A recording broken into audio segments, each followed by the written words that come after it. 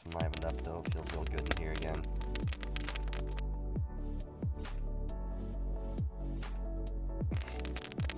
Surviving in the Arctic isn't just about endurance, it's about innovation. For countless generations, the Inuit have lived in one of the most unforgiving places on Earth, where winter temperatures can drop as low as -84 degrees Fahrenheit. While most people rely on electric heating or layered insulation, the Inuit found their own ways to keep warm using only what nature provided.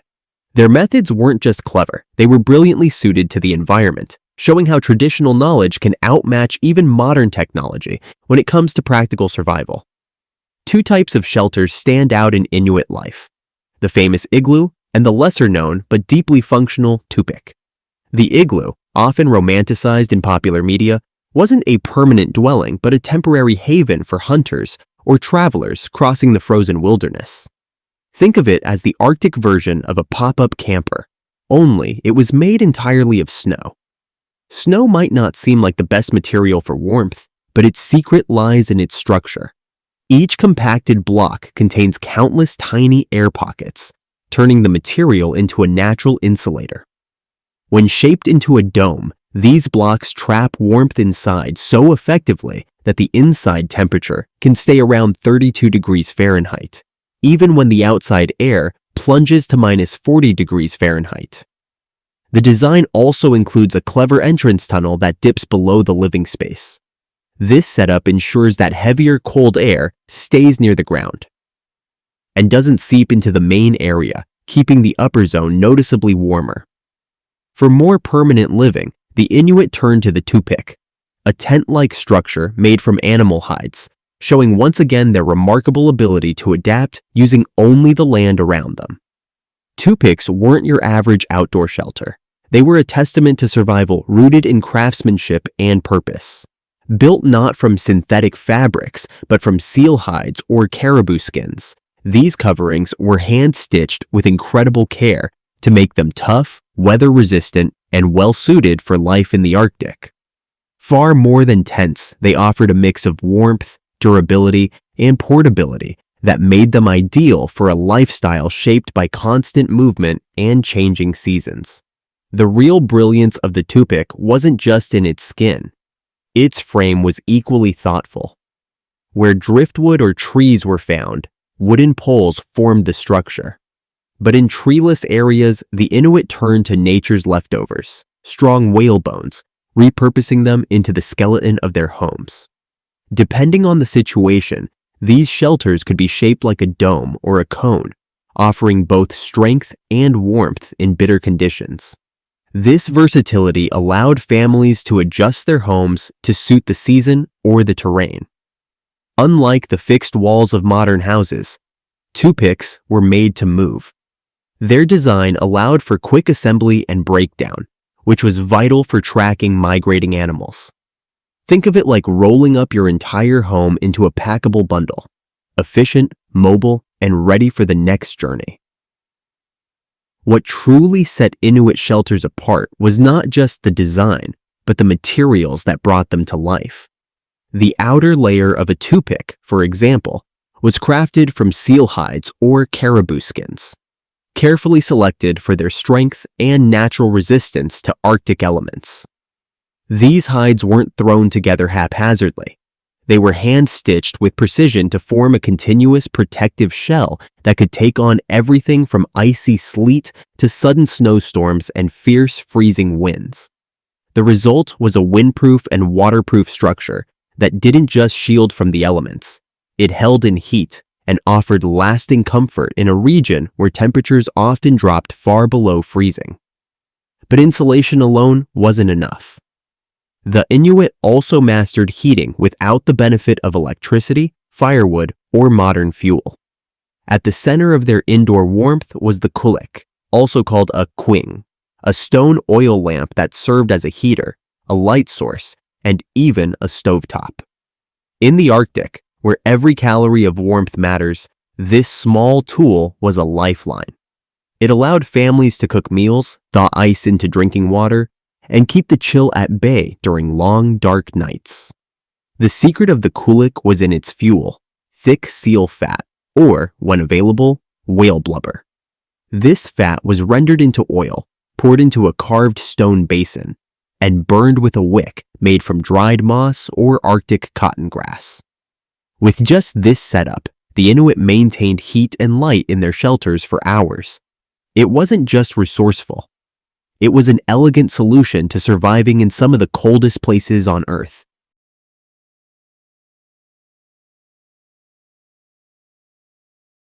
The kulak stood as a triumph of survival engineering, a compact, all-in-one heating, lighting, and cooking device tailored for life in the Arctic. Despite its simple stone design, this lamp could transform the freezing interior of an igloo from minus 40 degrees Fahrenheit to a stable 32 degrees Fahrenheit. Larger versions of the kulak produced heat comparable to a small electric space heater, making it not just helpful, but absolutely critical for enduring the cold. Unlike open fires, which would have filled confined shelters with smoke, the kulak burned cleanly, releasing minimal fumes while delivering consistent warmth. Its brilliance extended beyond warmth. The same flame used to heat the space doubled as a cooking surface and source of light, allowing the Inuit to stretch every ounce of energy. Women who took charge of the kulak developed a high level of expertise in its maintenance. With a curved tool called a takut, they could fine-tune the wick's position to manage the flame's intensity, optimizing both heat and fuel use. In larger spaces, multiple lamps were placed strategically to maintain an even temperature, an essential tactic during the relentless Arctic nights. A single, well-maintained kulak could burn continuously for weeks, needing just 1 or 2 cups of seal oil daily. With no forests to provide firewood, hauling logs across frozen terrain wasn't an option. But seal oil, rendered from hunts and stored with care, was both efficient and easy to transport. The lamp's low smoke design made it ideal for tight quarters like igloos and tupiks, delivering essential heat without choking the space with fumes. In a world where survival depended on smart resource use, the kulak was more than a tool. It was a lifeline sculpted from necessity and tradition. Inuit clothing was more than protection. It functioned as a finely tuned personal heating system, built to handle conditions where simply stepping outside could freeze moisture in your breath. Each garment was a product of deep environmental knowledge, shaped by the need to survive in temperatures that regularly dipped far below zero. Using only natural materials, the Inuit crafted attire that offered insulation, moisture resistance, and wind protection, all without modern fabrics or machinery. At the core of their winter gear was the parka, fashioned from caribou hide. What made caribou fur exceptional was its structure. Each hair was hollow, capturing warm air and forming a natural thermal barrier. The Inuit didn't rely on a single layer either. They doubled the effect by wearing one layer with fur facing inward for warmth, and a second with fur facing outward to deflect wind and snow. This two-tiered system created a level of insulation so effective that even today's synthetic winter gear struggles to compete. Their approach to footwear was equally advanced. The kamik, a boot made from sealskin, was expertly tailored for both warmth and water resistance. The outer layer repelled ice and slush, while the interior was lined with insulating fur from Arctic hares or rabbits. In some cases, dried grass was tucked between layers to add another level of warmth, essentially acting like breathable, organic insulation. These boots allowed for long treks across frozen landscapes without the threat of frostbite. To complete the gear, the anorak shielded the face from piercing Arctic winds, offering a defense against sudden exposure.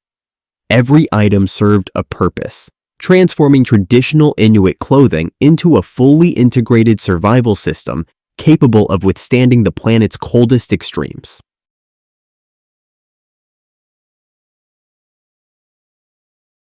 The Inuit didn't just shield themselves from the cold. They engineered their garments to form protective microclimates around their bodies, especially the face. Unlike typical winter gear that often freezes over with trapped breath, their clothing allowed for comfort even in punishing winds. Face coverings were carefully shaped to curve around the mouth and nose, trapping a pocket of warm air that made breathing easier. The hoods of their anoraks featured a ring of fur known as a ruff, not as decoration but as a crucial wind deflector. This fur border disrupted air currents, reducing wind chill and keeping radiant warmth close to the skin. Unlike scarves, which can collect moisture and freeze, these hoods allowed for safe, moisture-free breathing in sub-zero air. One of the most remarkable aspects of Inuit clothing was its adaptability. Layers could be adjusted depending on temperature or physical activity. Loose outer garments created a warm buffer zone of circulating air, while tighter closures at the wrists and ankles kept that warmth from escaping. The entire outfit was stitched not with modern tools, but with bone needles and sinew, animal tendon strands that formed tough, flexible thread. This craftsmanship produced clothing so precise and effective that even today's advanced textiles often fall short in comparison. But surviving the Arctic went beyond outerwear. It required a mental shift, a different way of thinking about the cold. For the Inuit, low temperatures weren't something to fear, but part of everyday life. Their ability to live comfortably in conditions as low as minus 60 degrees Fahrenheit wasn't just physical, it was psychological. Scientists have studied this phenomenon and found unique adaptations in Inuit physiology. While most people experience reduced blood flow to their fingers and toes in the cold, Inuit individuals often maintain better circulation. Their blood vessels don't constrict as sharply, allowing more warmth to reach extremities. This trait, sometimes described as cold hardening, enables them to stay active and functional even when surrounded by freezing temperatures. Just as critical is their mental resilience. Inuit children are raised to see cold weather not as a threat, but as a normal part of life. They're taught how to manage it with knowledge and calm rather than discomfort and fear. This mindset builds what experts call cold resilience, the ability to remain composed and alert in harsh environments. It's this combination of physical adaptation and psychological strength that has allowed the Inuit not only to endure the Arctic, but to make it home. This mental adaptation to cold offers more than just comfort. It provides a true survival edge. When a person stops resisting the cold psychologically, the body becomes better at managing it physically. Stress and anxiety actually amplify the sensation of cold, tightening muscles and increasing discomfort. It's similar to how obsessing over sleeplessness makes it even harder to fall asleep. By approaching the cold with calm acceptance rather than fear, the Inuit reduce the body's stress response, allowing it to conserve energy and regulate heat more effectively. Scientific studies back this up. In controlled environments, Inuit participants displayed almost no signs of psychological strain in freezing temperatures that triggered high anxiety in people from warmer regions. That doesn't mean they are immune to the cold. They experience it just like anyone else, but they don't view it as a threat. Their mindset is practical and accepting. Cold isn't the enemy, it's simply part of life. That change in perspective is critical, especially in conditions where a clear head can mean the difference between staying safe or making a deadly mistake. This outlook even shapes how the Inuit perceive outsiders. Many elders have been known to smile at tourists wrapped in bulky high-tech jackets on days they would call mild. For them, resilience isn't about toughness. It's about staying composed, thinking clearly, and making good choices in dangerous weather. When the temperature is low enough to cause frostbite in mere minutes, panicking can lead to poor decisions. Remaining calm, both mentally and physically, is not just impressive, it's essential. The Inuit have mastered that balance, blending centuries of practical knowledge with a mental discipline that allows them not only to endure the Arctic, but to thrive within it.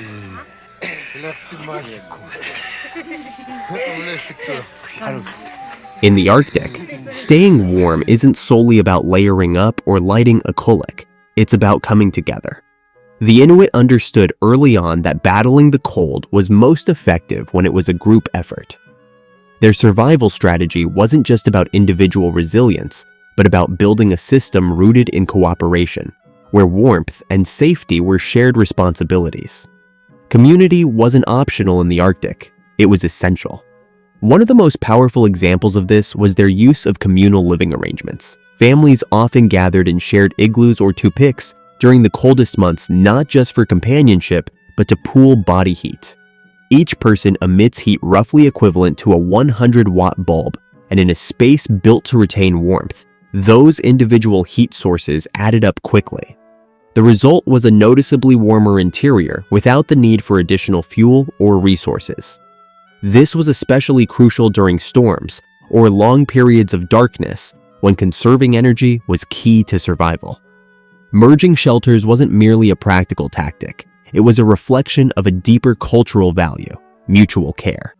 By choosing to endure harsh conditions together, the Inuit built not only warmer spaces, but stronger bonds. Their approach turned the challenge of extreme cold into an opportunity for connection and collective strength. For the Inuit, survival wasn't a solo endeavor. It was a communal commitment deeply embedded in their way of life. The Arctic's brutal climate demanded collaboration, and the Inuit responded with a social system built around mutual support. Hunting, for instance, wasn't an individual pursuit, but a coordinated group effort. Whether tracking seals across the ice or pursuing massive whales along the coast, hunters worked together with a shared purpose. These successful hunts did more than fill stomachs. They supplied the precious fat needed to fuel kulik lamps, essential for heating and cooking. What truly set this system apart was the way resources were distributed. A hunter's catch didn't stay within one household. It was shared widely. This wasn't simply out of kindness, but was a calculated strategy for community resilience. By spreading the bounty, the Inuit ensured no one went without food or heat, even during prolonged storms or failed hunts. In such a hostile environment, unity wasn't a luxury, it was necessary for survival. Food preparation itself played a role in staying warm. Communal cooking gatherings weren't just for nourishment, they also served as natural heaters. The heat from cooking and the presence of several bodies in a single shelter helped raise indoor temperatures, offering both sustenance and warmth in one activity. Equally important was the Inuit tradition of looking after one another in emergencies.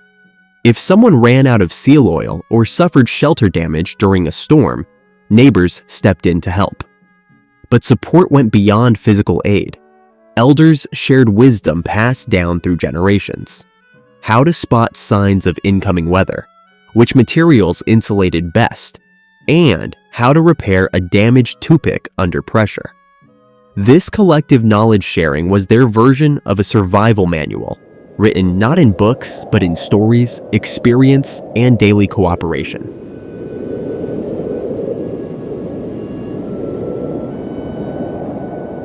Surviving in the Arctic involves more than bundling up or finding shelter. It requires keeping the body running like a well-fueled engine. The traditional Inuit diet, though vastly different from modern food trends, is an impressive nutritional blueprint tailored for extreme cold. High in fat and protein, every meal acts as both sustenance and an internal heat generator, making food just as crucial to survival as any parka or kulik. Central to this diet is the consumption of seal and whale blubber, commonly referred to as muktuk. While the idea of eating raw blubber might seem unappetizing to many, it is unmatched in caloric density and heat retention. 1 pound of blubber delivers enough energy to keep a person warm for most of the day. In contrast, you would need to consume nearly 5 pounds of rice to reach the same caloric value, without gaining any of the cold-combating benefits. Blubber works like high-performance fuel, providing sustained energy release that supports the body's internal heat production.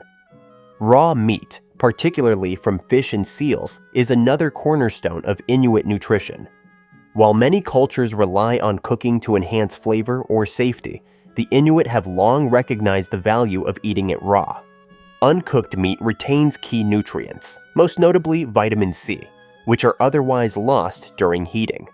This vitamin is essential for warding off scurvy, especially in a land where fruits and vegetables are virtually non-existent.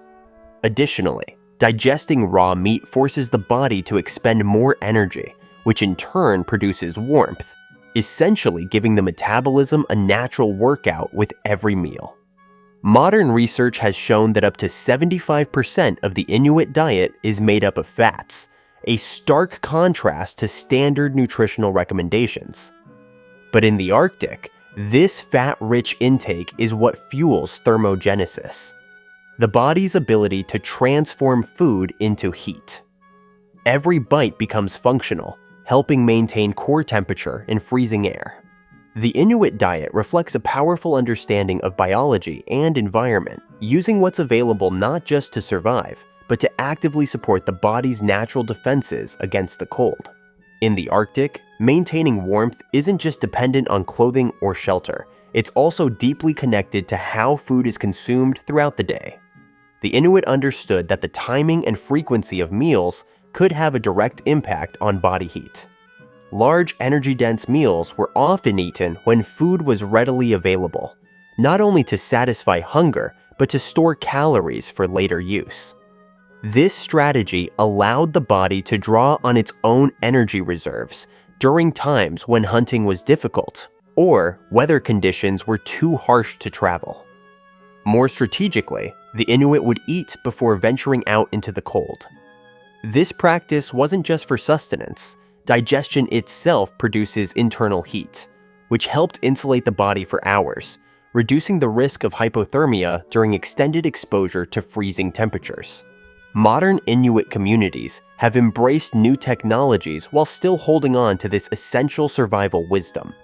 Traditional seal fat lamps have largely been replaced by propane heaters and electric systems, but the knowledge behind efficient heat retention remains the same. Many Arctic homes today are built with thick insulation and designed to limit heat loss, incorporating features like triple-pane windows and energy-efficient ventilation. Interestingly, solar panels have become a surprising yet effective addition to some homes. Despite months of winter darkness, the long daylight hours of summer are harnessed to generate power, which is stored and used to help maintain warmth during colder seasons. However, when faced with emergencies, traditional knowledge often proves more reliable than technology. Diesel fuel can freeze, batteries can fail, and power outages are not uncommon in remote regions.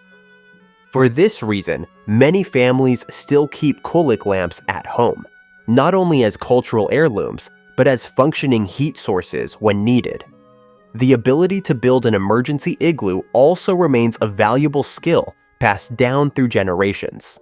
This integration of modern tools with ancestral knowledge extends to clothing as well. While parkas made from caribou hide still offer unmatched insulation, many Inuit now layer them with modern thermal wear and weatherproof fabrics.